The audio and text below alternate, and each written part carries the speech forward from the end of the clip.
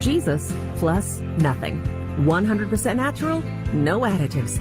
Andrew Farley is celebrating your freedom in Christ. Call in and ask your questions at 877-655-6755. That's toll free at 877-655-6755. Via satellite from Texas, it's The Grace Message with Dr. Andrew Farley. Hello, everyone. Welcome to The Grace Message. This is Andrew Farley. So glad you're joining us tonight. That number, 877-655-6755. We've got wide open lines tonight. Plenty of room for you to get in with your question. Maybe you've got a question about a scripture passage. Maybe you heard something in church recently and you're still scratching your head wondering about it. Hey, let's make it a conversation together. Right now, 877-655-6755. And if you're a first-time caller tonight, you got to know we love it. We love to hear from our first-time callers. We'd love to hear from you. And if you're a veteran listener, maybe you've called us in the past, but it's been a while, you've got something new on your mind tonight, by all means, join us as well. Again, 877-655-6755. Maybe you've got a personal problem going on right now in your life, in your marriage, with your kids, in your church, whatever it might be. You're looking for that grace message perspective. That's precisely why we're here for you for the next half hour, toll free across the United States and Canada. Again, that number, 877-655-6755. And if you're joining us on Facebook Live or YouTube Live, of course, you're invited to call in and be a part of tonight's conversation as well. Wide open lines, 3 open lines right now. It's a great time to jump in and be a part of the discussion tonight.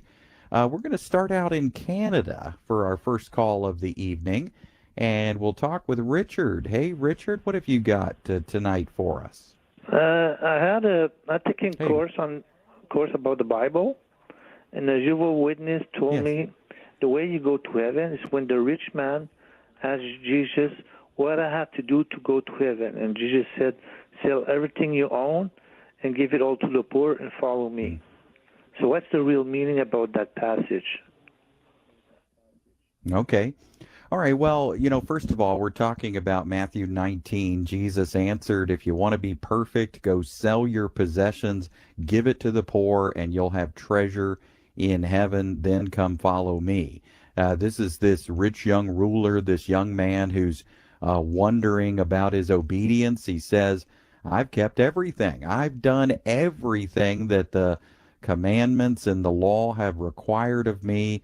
I am an obedient law keeper. So what do you think of me? And Jesus says, well, you just lack one thing. Go and sell all your possessions. And as the passage continues, it says he went away as he had great wealth. So Jesus was targeting the one thing that he was not able to do. And I think, Richard, that's the point. I mean, you look at the Sermon on the Mount, and it's kind of the same thing. If you make it out of the Sermon on the Mount alive, then you're a liar. And if you are honest with yourself, you're a hypocrite, and nobody can do it. And that's the whole point of the Sermon on the Mount. You want to fight sin? Cut off your hand. You want to fight sin? Pluck out your eye. You want to meet the standard? Well, be perfect like God. And hey, to this rich young ruler in Matthew 19, if you want to really serve God and be committed and be sold out and be radical, then sell all your possessions and follow Jesus. Nobody is doing this. And that's the whole point, Richard. We all fall short of the standard, but I guess, 2,000 years ago, you had these Pharisees, and they thought they were doing just fine. Maybe they thought God would grade on a curve under the law. Maybe they thought they would make it to just fine, that there's more good than bad in their life, that maybe they would score an 82 or a 78, that they would pass. that they wouldn't make an F, but that they would do a bit better, enough to squeak into the kingdom. So along comes Jesus Christ. And what he is doing here in these harsh teachings, in these impossible teachings, is he is showing people, if you want the law, I will show you the law. You think you know the law? Well, here is the true spirit of the law. You think it's enough to avoid murder? But I tell you, if you get angry with someone, it is the same thing as murder. You think it's okay to just go through life avoiding adultery? Well, I tell you that if you look at a woman with lust, it is the same thing. So nobody makes it out alive. This is nails in the coffin of anybody who thinks they can keep the law. And that's what Jesus is doing in the Sermon on the Mount. That's what Jesus is doing with the rich young ruler, as he has found the one thing that this young man cannot do and will not do. And so it's interesting, because if we apply this to modern day theology, we've got a lot of people who are kind of saying the same thing, that maybe God grades on a curve, and maybe the Holy Spirit will help you keep the law, and maybe Christians are under some of the law. Do you see what they're doing? They're trying to make it doable, and yet the law is designed to be impossible. They're trying to make it a compromise. They're trying to pick their favorite parts from the Old Testament law. It's not going to be 613 commands for them. For them, it might be 10 commandments written on stone. But wait a minute, the Sabbath, that's inconvenient. So then they say it's the 9 commandments. But wait a minute, we got to make sure we're getting our funding in fine fashion. So let's make sure we throw in tithing. So then it becomes the 10 commandments minus the Sabbath plus tithing. And look, Ma, it's a new set of 10. Do you see what we're doing today? In a lot of religious theology, in a lot of Christian circles, we are cherry picking from the law. And the Sermon on the Mount and even this Matthew 19 passage are designed to show us we can't really do that. As the Apostle James writes, if you keep the whole law and stumble in one point, then you are guilty of all of it. So the law is not multiple choice. The law is not choose your own adventure. The law is not a buffet line at your local restaurant. You don't get to pick and choose your favorite parts. The law is an all or nothing proposition. If you keep the whole thing and only mess up in one area, you score a 0. Now, I got to tell you, I was a professor at Notre Dame and Texas Tech, and taught courses at University of Illinois and University of Georgia. For a few decades there, I was teaching, and never once did I tell my students, hey, if you stumble in one question, if you get one question wrong in this course, you will score a 0. I would be the least popular professor on campus. They would exit out of my class in a hurry like a bolt of lightning, because nobody can tolerate that. Nobody can live under that system. And that's the whole point. That's what Jesus is doing here. It's not Moses, it's Moses 2.0. It's the law on steroids. It's the true spirit of the law, so that people will see even better, even more clearly, that they can't do it. When I was young, my mom, she had a mirror, and it was two-sided. You would look at yourself in the mirror, and everything seemed fine. I've got a pretty clean face. I've got a good complexion. But then you flip that mirror. You flip it over, and my goodness, it is 10 times magnification. And wow, it's staring you in the face. All of those flaws, all of those issues with your complexion, suddenly you see, I don't have the face I thought I had. It's 10 times magnified. And that's what Jesus is doing. He's magnifying the law. You thought it was okay to avoid adultery. I tell you, looking is the same thing. You thought it was okay to avoid murder. I tell you, anger is murder. It's the same thing. And so the law is magnified. And for this young man in Matthew 19, he is realizing, oh my goodness, I've spent my whole life trying not to covet. I've spent my whole life not stealing. I've spent my whole life not committing adultery, not telling lies. And yet, here I am with a standard that I cannot meet. I am not willing to give up my wealth. I'm not willing to sell all my possessions and look to this Jesus. So that's exactly what Christ is doing here. This is tough love. It is allowing this man to come to the end of his own resources, realizing that he's got to have another way. And it's going to be a new covenant, a way of grace, a way that's not about you and what you're doing. It's not about your commitment. It's not about your dedication. It's not about your ability. It's not about you being radical. It's about Jesus and what he did. He did something radical for us. So we move away from being achievers and we become receivers. We stop trying to do all of that trying, and we realize it's about trusting. And so the gospel turns everything upside down. Jesus is giving us Moses 2.0, the law on steroids, the perfect and impossible standard of God's law, and that's the whole point. All right, let's go now to New Jersey, and we'll talk with Karen. Hey, Karen, what have you got for us tonight? Hi, Andrew. Thanks so much for taking my call.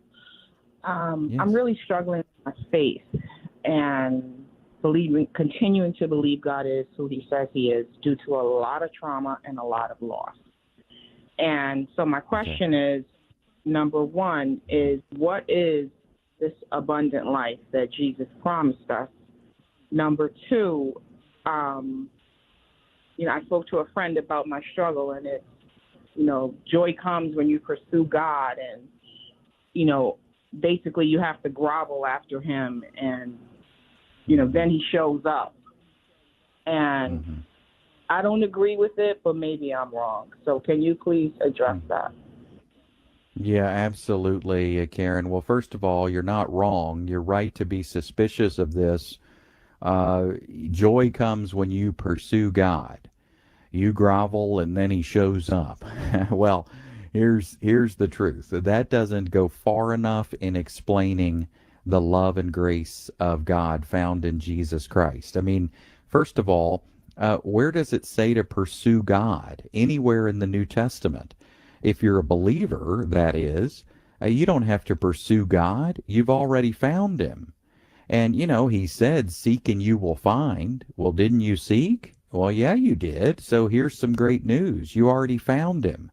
And yet it seems like we Christians, whether it's through our whiny music, which we seem to be addicted to this whiny music where we're the boyfriend who lost his girlfriend, or we're the girlfriend who lost her boyfriend, and we're trying to get him back.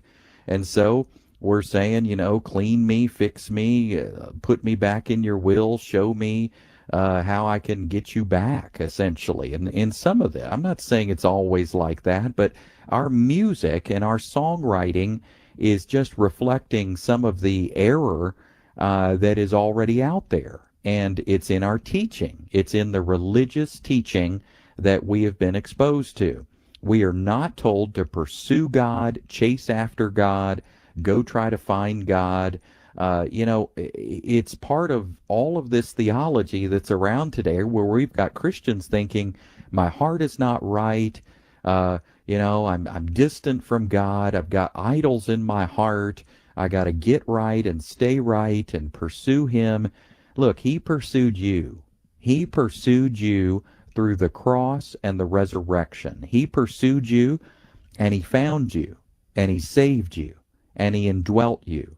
And he says, I'll never leave you. Now, if somebody says, I'll never leave you, do you need to pursue them? If somebody says, I'll never leave you, I'll never forsake you, and you are now one spirit with me, then do you need to pursue them as if they're far off? Pursue them as if you've got to go find them. The invitation was, seek and you will find, and you already found. And that's why Jesus says we will never hunger and never thirst. But I got to tell you, again, with this whiny music, we've got people on stage telling us to hunger and thirst. God, we hunger and thirst for more of you, Lord. Well, I don't. I don't. And I don't think you should either. I don't think you should hunger and thirst for more of God. I think you should agree with the Apostle Paul that we are complete in Him, that we have everything we need for life and godliness, that we've been blessed with every spiritual blessing. Now, I want to address what's really messing you up here, I think, Karen. I mean, you've had trauma and you've had loss. And somehow you've been told, come on, Karen, live the abundant life. And then you've had trauma and pain and loss. And somebody has told you, come on, Karen, live the victorious life. And if you would just pursue God, then you would find joy and all these feelings would. Well, I got to tell you, that's garbage. I mean, it's nonsense. If you've had trauma, you're going to feel trauma. And if you've had loss, you're going to feel grief. Jesus was suffering in that garden, sweating blood. What do you think he felt? Was he feeling joy? No. He was praying and sweating blood, and his body was stressed out. He was, he was just feeling all kinds of stuff. And so we have to recognize our own humanity and that God has designed us to feel, and that when we go through trauma and loss, we should be grieving with those who grieve and stop telling them they need to reach some higher level, some abundant life, victorious life. I mean, look, the abundant life is Jesus. The abundant life is knowing Him. He is the victorious life and the abundant life. And unfortunately, we've just been fed this idea of a phantom Christian who is always feeling joy. They even say it like that on some TV programs, don't they? The joy of the Lord. And so we keep being sold this idea that somehow we should be feeling different. If you were a true Christian, or if you were a strong Christian, or if you were a mature believer, then you would be feeling something different. Well, how does that idea stack up to the Psalms? When you read David, a man after God's own heart, there he is. And sometimes he's grieving, and sometimes he's expressing fear, and sometimes he's expressing deep concern and worry. What's going to happen? What's going to happen? Are my enemies going to overtake me? I think it might be healthy for you, Karen, to take some time and just read through some of the Psalms that David wrote, because I think you've been brainwashed. I think you've been brainwashed by some bad teaching. When someone comes to me and they say they've experienced trauma and loss, let me tell you, the last thing on my lips is abundant life. I mean, that's just rejection. People are going to take that as rejection because it sounds like we're saying you shouldn't feel what you're feeling. You shouldn't be experiencing this. Your experience should be different. It should be better. You should be stronger. You should be healthier. You should be more mature than this. And it's almost like we're saying God is in love with a future version of you. God is in love with a better version of you that trusts more and is stronger, more dedicated, more committed, more consistent, more even-keeled. The abundant life, Well, again, that's just not the truth. You were created by God to have emotions, and God grieves with those who grieve. So where is God in this? Well, Karen, I just want to assure you that if you're experiencing trauma, the Lord is experiencing that with you. He grieves with those who grieve. And if you're experiencing loss, He experiences that loss along with you. That's why He's called the Comforter and the Counselor. And, that's who He is to us, the fruit of the Spirit, gentleness, kindness, love. That's who He wants to be to you in this moment. But to be candid with you, it sounds like you've been surrounded by some really annoying people. I mean, it almost sounds like Job's friends, Job's friends from the Old Testament. This is your fault. If you had done better, God's against you. Any sort of negative type thinking that creeps in at a time of trauma and loss, it's just not healthy. And then to tell you that you have to chase God and pursue God and grovel and then he'll show up. God doesn't need to show up. He doesn't need to show up. Christ lives in you. He's already there. So when we hear, people on stage saying, Lord, come down into this place, he's not going to do it. He doesn't come down into this place of brick and mortar. And he doesn't come down to visit us in our situation. He is our life, and he lives in us all the time. So here's what I would invite you to do. You are in a place where you need to be able to separate what you've heard from who God really is. You need to be able to separate all of this other religious nonsense from who the Holy Spirit really is. So, I would take a guess that you've had some sort of dose of health, wealth type teaching, maybe in your past, maybe recent, maybe not. But you're getting a lighter version of that. They're not promising you, private jets and mansions. They're not promising you monetary wealth, but it's almost like a health, wealth gospel emotionally. That if you would just believe harder, if you would just pursue God harder, your feelings would be healthy and wealthy. And so it's an emotional health, wealth gospel couched in this idea of abundant life. The abundant life is Jesus and knowing him. And Paul said we can know him in all circumstances. That's the truth, my friend. So enjoy God and let the truth set you free. Separate what you're hearing from what he's really like. All right, we got just a minute or two. We're going to pop out to California. We'll talk with Michael. Hey, Michael, what's on your heart tonight?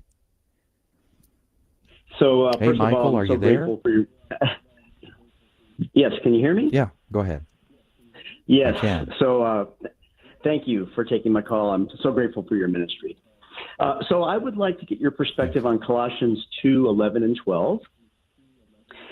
So in my reading of that passage, there seems to be two examples of new covenant spiritual realities, namely spiritual circumcision and spiritual baptism, that both have old covenant counterparts. And based on that passage and others, I've made a decision in my life to not be religiously circumcised or water baptized. And unfortunately, there's times where I am criticized for not being water baptized, but being religious. Okay, all right. Well, we've got just a minute, so we've got just a minute here, Michael. So in order to answer the question, I got to jump in. Those are two different things. I mean, we don't have Paul, Peter, James, and John telling New Testament believers they need to be circumcised.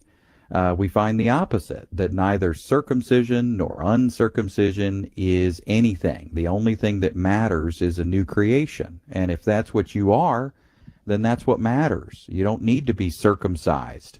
We're not under the law.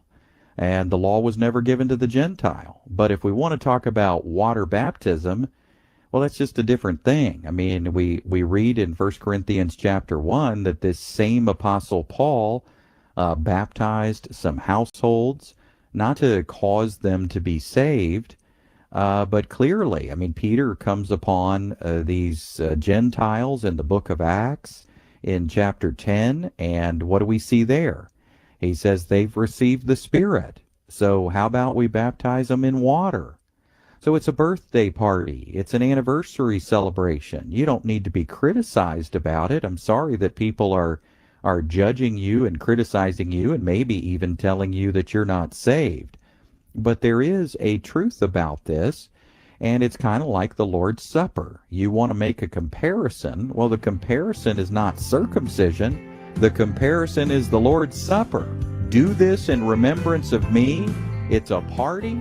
It's a celebration. For more information on the broadcast ministry of Dr. Andrew Farley, please visit andrewfarley.org. That's andrewfarley.org. Join us.